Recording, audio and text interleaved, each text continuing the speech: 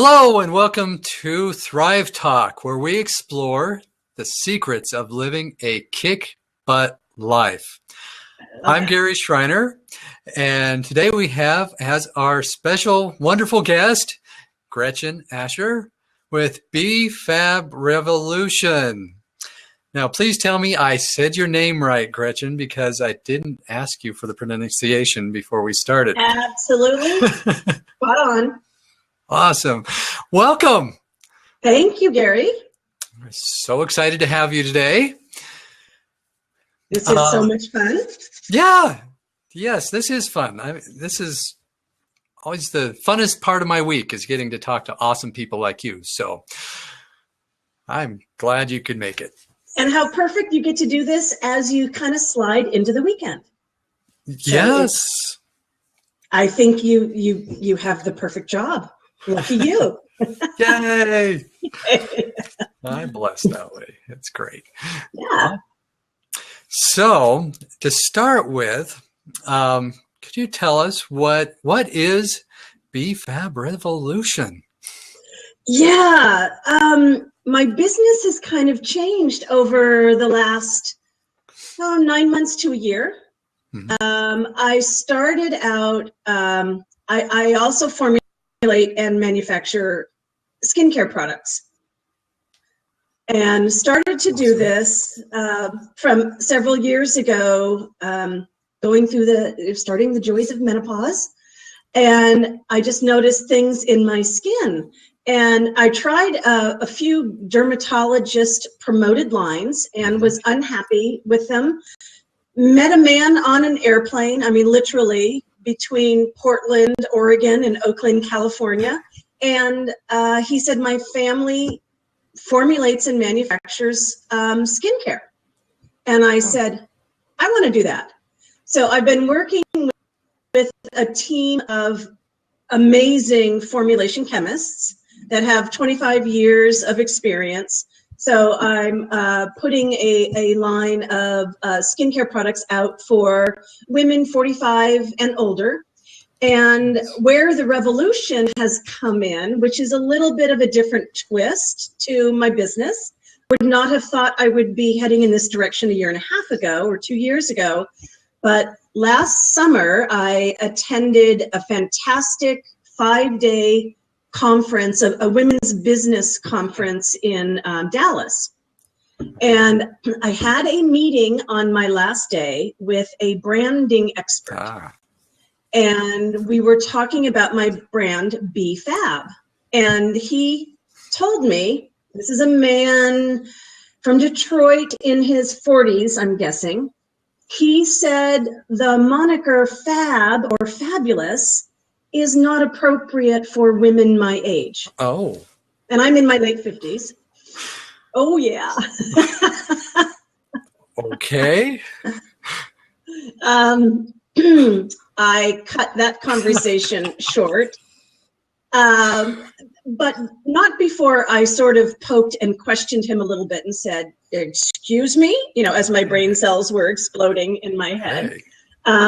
And he said, no, fabulous, women 50 plus, you're kind of winding down your careers. You want to move near the grandkids and have a slower pace of life. And most of the women who I had been networking with all week at this conference were probably 50 plus. I would say maybe 75% of the attendees. And we had a couple, I think we had 1,500 or so women at this week-long conference.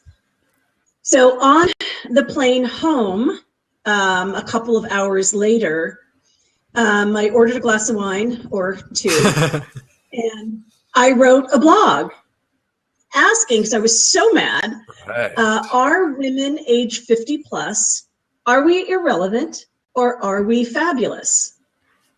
And that has started, I am now a crusader for women age 50 plus. Awesome. And what BFAB Revolution is becoming, because I'm going through my, this evolution, because of this, it's becoming a community for women age 50 plus to come and network and support each other. I'm lining up monthly experts to come and speak online via webinar. For example, a naturopathic doctor who will educate the community on menopause, hormone replacement therapy, HRT versus bioidentical therapy, all kinds of aspects around well-being, you know, as we are a little more mature and different things happen. I've got experts lined up for career transition. Many of us, you know, once the kids are off to college or out of college and on their own, we get to reinvent ourselves. So BFAB Revolution is that community of women to come together to learn with each other, from each other, and just have a place to support and celebrate each other. In a nutshell. Awesome. So it sounds like you had a couple of fortunate occurrences along the way. Yes. That provided some turning points for you. So Indeed. You just happened to meet somebody on an airplane who formulates skincare products. Yes. And that becomes... And that was really wild because the plane was not full. And, you know, it was a smaller plane. It wasn't a Horizon. It was a smaller plane. And I remember when I sat in my seat and I looked around and I saw all the empty seats, I thought, oh gosh, I could move and then have a row all to myself. And then, well, he was on the window side and I was almost going to move, and we, you know, kind of said hello, hello, hi, hi. But I chose to stay. And as we started talking, we realized we kind of needed to meet. And he even said when he booked the flight, he selected the seat next to me, you know, not knowing who he was going to sit next to. Then he selected a different seat, and then he came back and selected the seat and booked his flight. Now, is that not weird? Hey, that was meant to be. I love that stuff. Sweet. And Yeah. then you're at a business conference. You have another chance meeting with a branding expert, which sounds like unlocked the feistiness in you, or unleashed. Indeed. He certainly did. And, you know, in that moment, you know, I just thought, you know, that is kind of what society thinks of women of a certain age. There is kind of this unspoken ageism. And I have spent a few decades in corporate America as a consultant. And so I really started to investigate how big of a issue is this? And then I started to see conversations on LinkedIn about women changing jobs, interviewing for jobs, kind of fighting a bit of ageism. And the question was coming up, literally using my terminology, are women age 50 plus irrelevant? And I thought, wow, you know, another synchronistic moment where I'm using that conversation, are we irrelevant age 50 plus? That same question is being asked in the social network of the working world on LinkedIn, as well as on Facebook groups. And I started, I'm a member of a couple of private Facebook groups that provide menopause support. And it really is a place just to share the anguish. And it really is heartbreaking, some of the stories I'm reading. Marriages fall apart. Women are losing jobs because of certain symptoms. And it's just a really difficult transition that we have to go through. And we don't really have any support. And we kind of do become that invisible generation. Mm-hmm.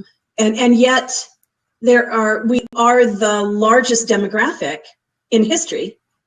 You know, women age 50 to 65, 70, you know, the baby boomers. We are the most influential and wealthy demographic in history. And we are healthier, wealthier, and actually more vivacious than any previous generation in that same age category. And we're not packing it up and moving next door to the grandkids and sitting on the front porch. Mm-hmm. And so it just really has become a mission for me to provide a platform and a place for women to express their fabulousness and for women to kind of find it again if they've misplaced it. Mm-hmm. Okay, great. So there's a couple of things that I want to pull out of that. One is, and we'll kind of touch on each of these in turn. One is the fact that opportunities came up, seemingly random opportunities along the way.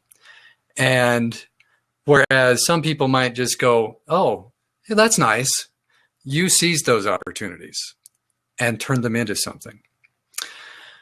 And the other thing that I want to pull out of that is the whole issue of relevance. Are women over a certain age relevant in society anymore? Them's are fighting words. Yes. So, and I absolutely agree with what you've been saying. Absolutely, you are. So, but let's start with this whole concept of seizing opportunities, because so often, opportunities come our way every day, right? And whether we become successful oftentimes seems to hinge on whether or not we actually see those opportunities and take advantage of them and use them. Right.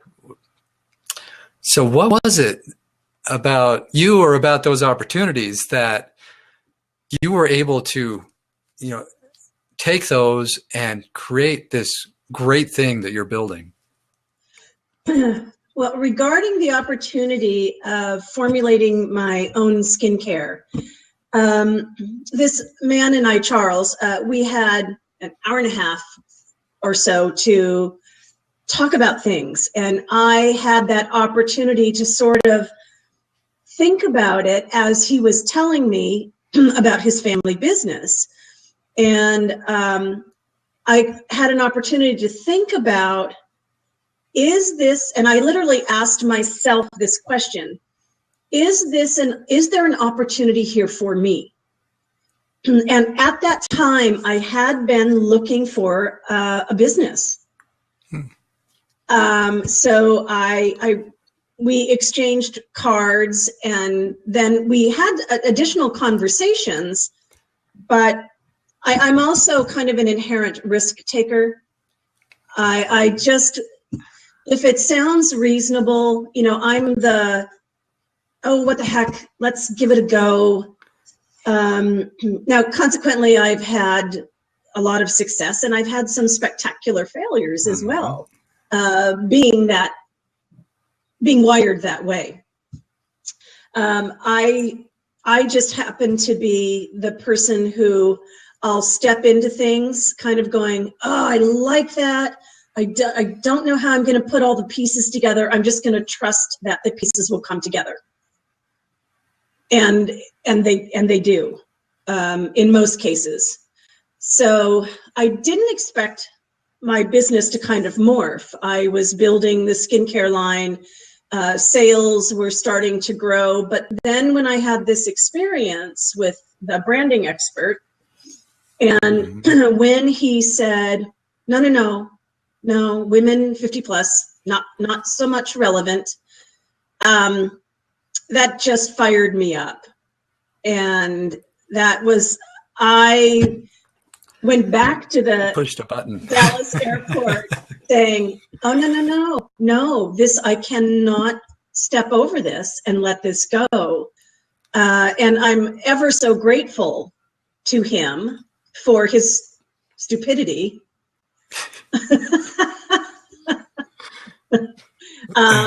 That at a conference full of women of that age group. Yes. And he had kind of been there all week as a breakout group leader and things like that for us to go to many different sessions. I hope he didn't get too much business.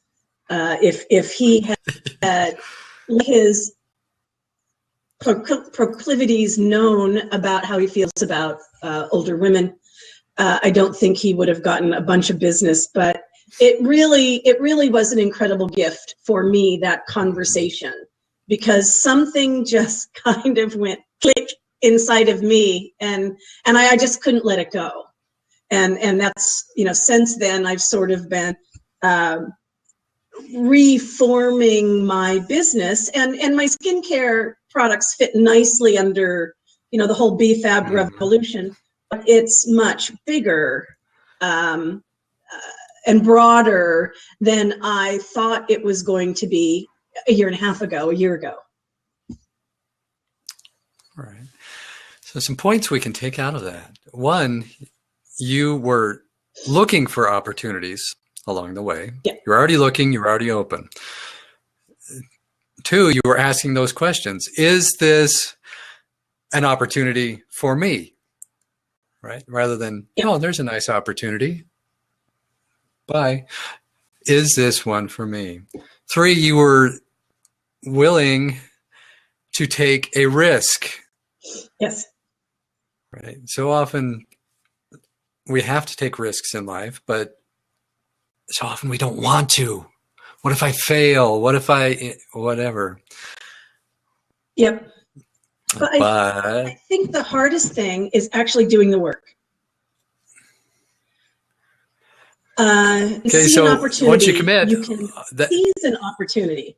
You have to, yeah. So we have to be willing to take the risk and then actually do the work to make something happen. Yes.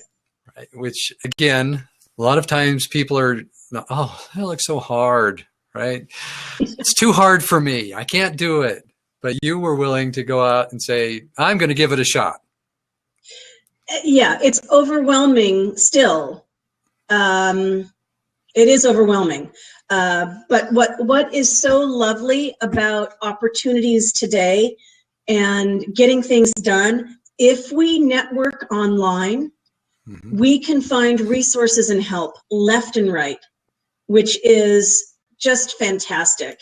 And I am a part of a couple of online communities where I can just put a request out there to say, hey, can anyone help with whatever? And there is always someone there. So you don't have to do it all by yourself. You don't have to do it alone. You just have to be smart and know what resources do you need, what kind of help do you need, and just put the ask out there. And the asking part is so easy. The finding is easy, but you just have to do that so you don't do it all by yourself. You have to be willing to ask for help when you need it. Yes. And overcome that idea that, oh, if I have to ask someone else for help, maybe I'm not good enough. Maybe I'm weak. Maybe I'm not as can't be as successful as I thought because I can't do it. Whereas the opposite is true, is those who are successful are the ones who are able to recognize their own abilities and be willing to ask when they need the help. Right? Yes. Yeah, exactly. And you have to be willing, if you really want it, you have to be willing to give up other things. I am still working full time right now in the corporate world. And I'm building a business. I still consult to very large corporations. Mm-hmm. And Okay.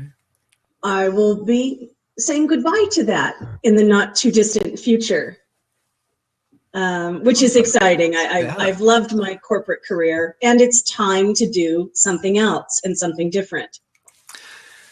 And it sounds like you've found something that you have a real passion about. I do. Yeah, I Another kind of occasion. had no idea until I had this conversation. And what I would say to people, when you think you recognize an opportunity, if it hits you like a brick over the head, don't ignore it. Just don't ignore it.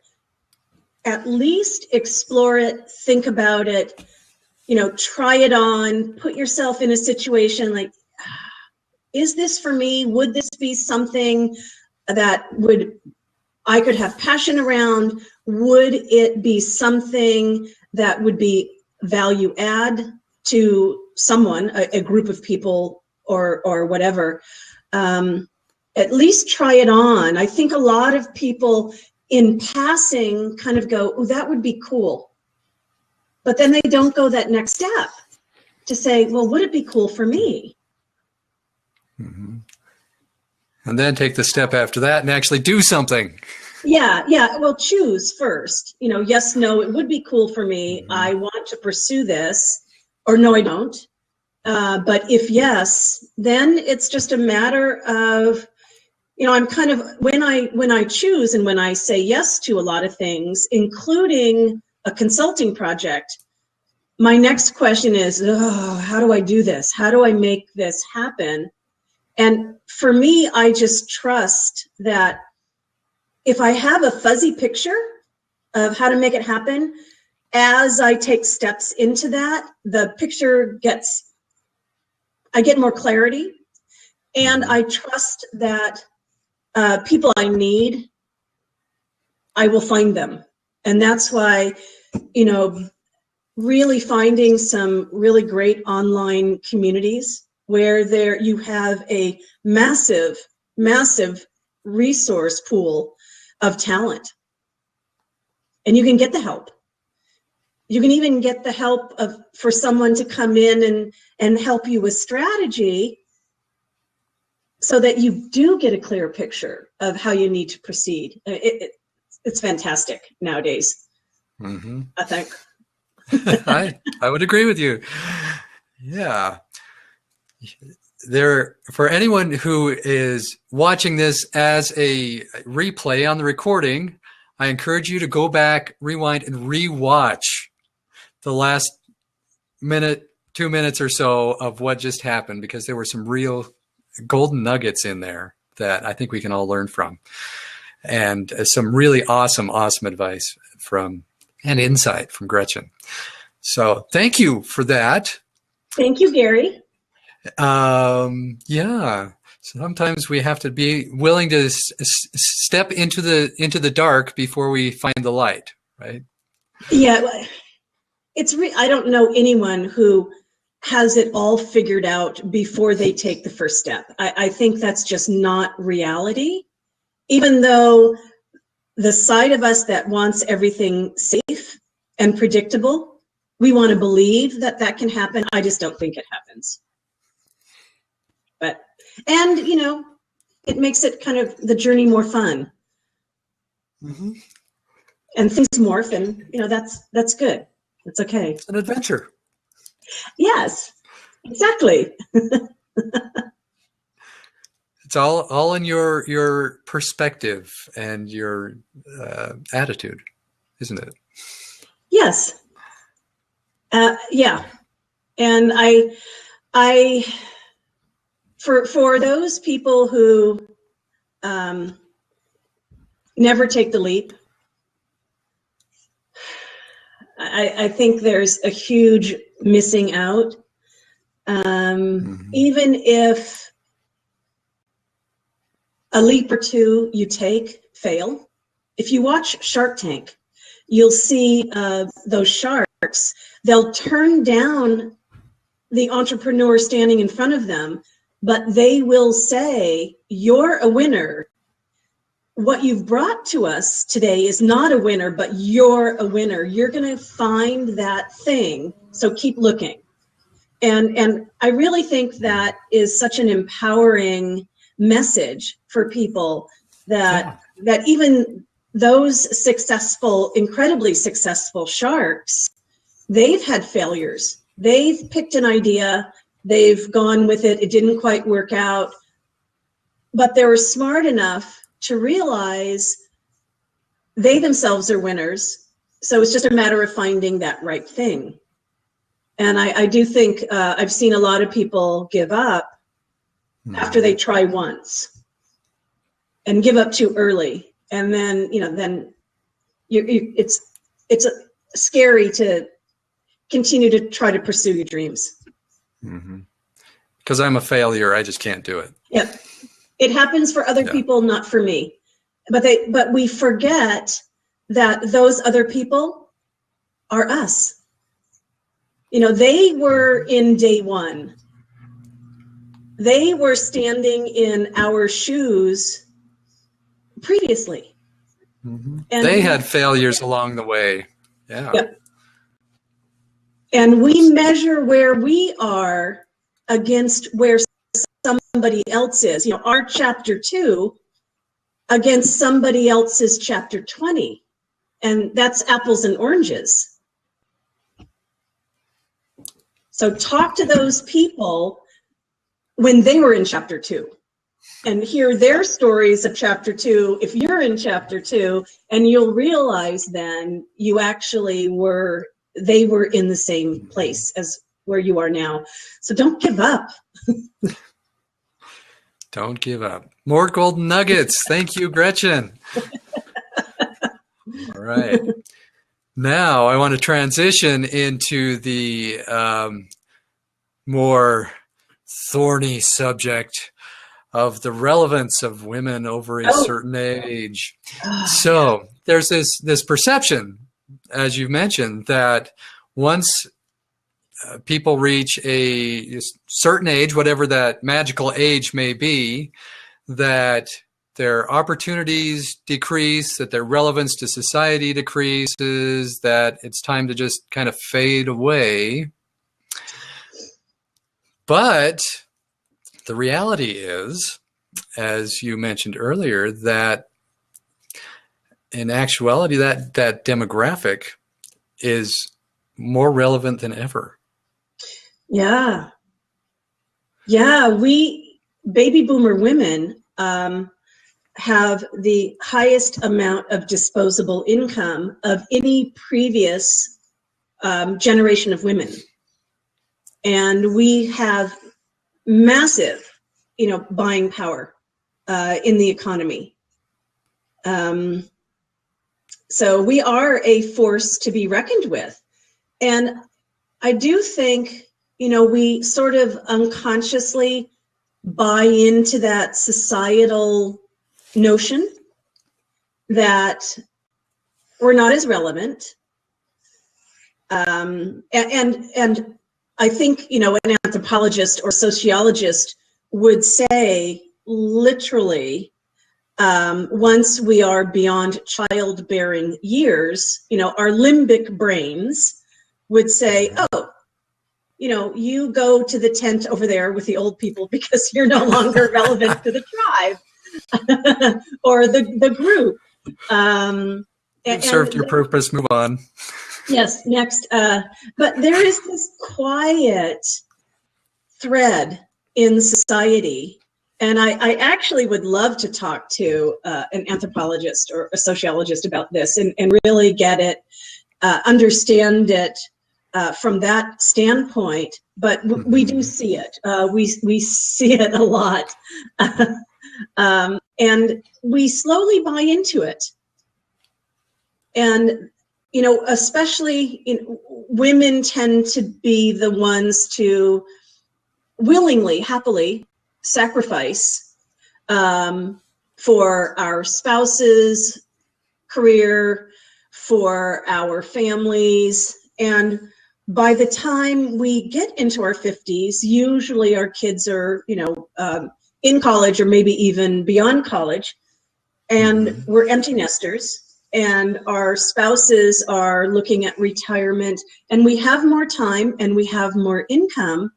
And finally, we can turn our attention to ourselves, but we don't really know how to do that because we spent decades not doing that. So I think it's a massive tipping point for women to reinvent themselves and to do things. Regarding the workforce, it's a little dicey, because if women have been in the workforce successfully throughout their career and they go to change jobs, ageism shows up a little bit differently, because we're very experienced and we can command higher pay because of the experience, but companies don't want to pay, that higher pay to get the experience. So there is a sense of ageism in that respect, where an experienced woman might not get a job over someone with less experience because of the salary demand difference. That's a concern. I actually heard a friend of mine in San Francisco had a meeting with an HR executive of a very large financial institution. I can't mention the name of it, otherwise I'd probably be sued. Don't want that. And the HR executive was a woman in her mid-50s. My friend is a woman who is 64, but doesn't act or look her age. The HR executive tried to hire her, and she declined because she already had her own business. And my friend recommended, well, why don't you go after men and women who are retiring from their careers but not done? And this HR executive actually said, oh no, we wouldn't hire anyone 50 or over because they just don't have the energy level. Oh. So a clear-cut example of a very, very bad misconception about women, or in this case, women or men, age 50 and above. And she herself was over the age of 50. So it's very, very interesting. It does play out in corporate America. And I think we ought not to buy into it. Well, all one has to do is look at people like, Ariana Huffington, Yes. Oprah Winfrey, some of the most influential people in the world who are more mature women, Yes. who seem to have tons of energy, Yep. and are Yes. still going, right? And still inventing and still growing and learning. And I mean, you're singling out celebrities, and they also have the incredible support system that power and money go along with it. But even just people, women in your own community, think about women, everyday women versus the incredible celebrity women. They're doing incredible things. They just might not be on television. And absolutely. that's who we should empower and hear from and learn from. And our society just doesn't quite value that like maybe some other societies do. Mm-hmm. It's a cultural thing. Yeah.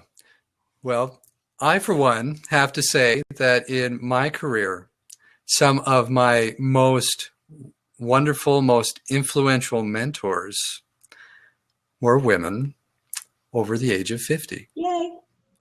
Yay. And they're still my mentors, and I love them to death because they have so much insight and experience, and I learn so much from them, and they're just brilliant. So yes, I agree.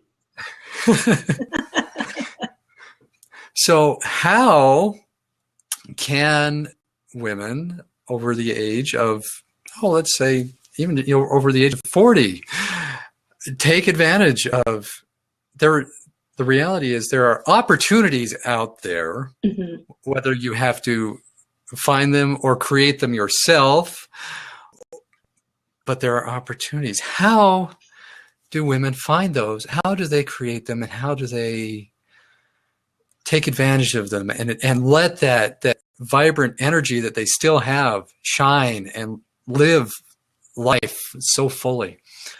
Yeah, I think a couple of things are really important. I think we need to really take the time and get in touch with what do we want? Who are we now? We're different now than we were when we were focusing on our family and the stage at which you're a soccer mom and you're shuttling the kids everywhere and getting homework done and all of that.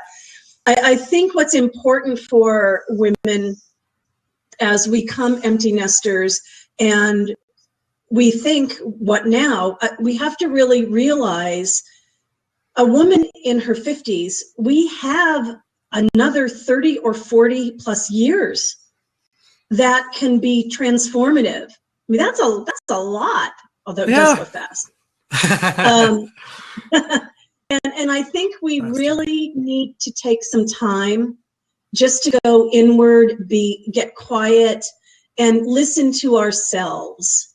And that might be hard for many women who have always been serving family, serving someone else, to get in touch with what do you want? Explore passions, whether it be painting, rock climbing, or starting a business. And I think what's really important is we need to surround ourselves with like-minded people who are energetic, who are vivacious, and because we feed off that energy.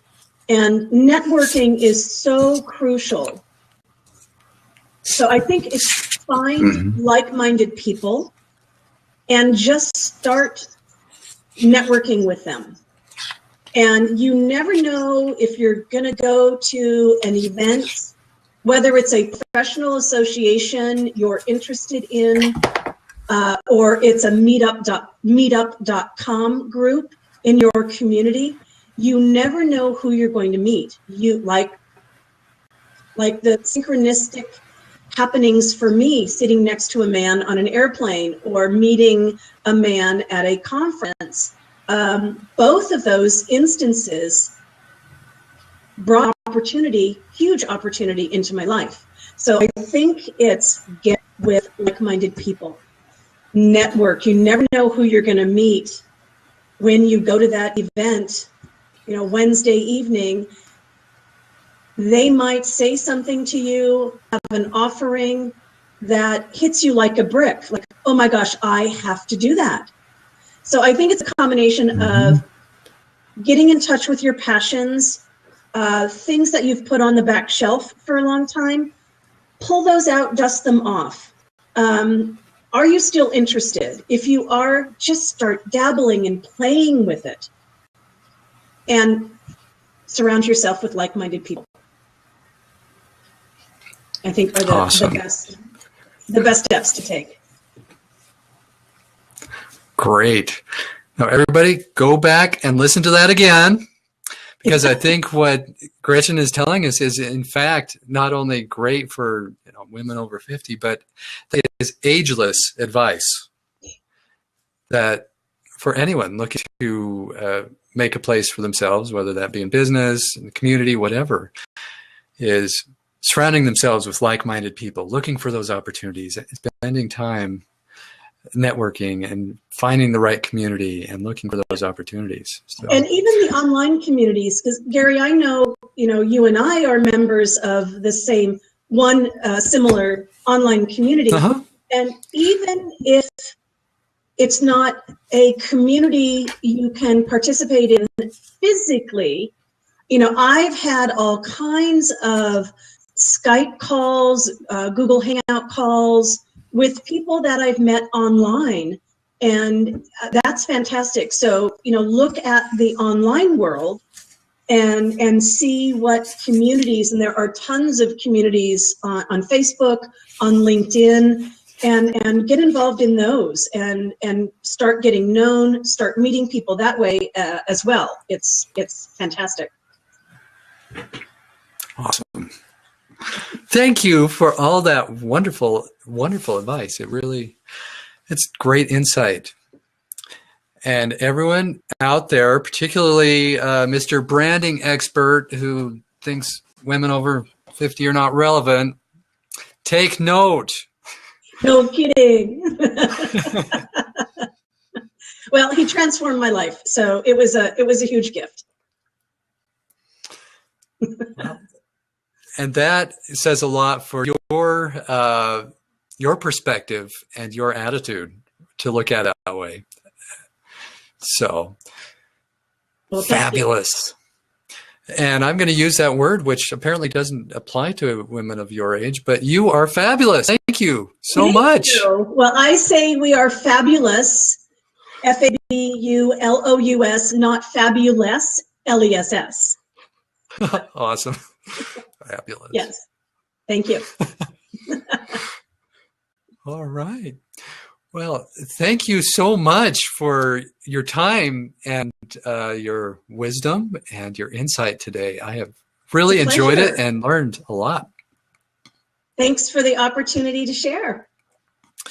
So let's wrap up this show, and then I'll stop the recording. So thank you, everyone, for watching this episode of Thrive Talk with Gretchen Asher, the fabulous, I'm going to underscore that, fabulous Gretchen Asher.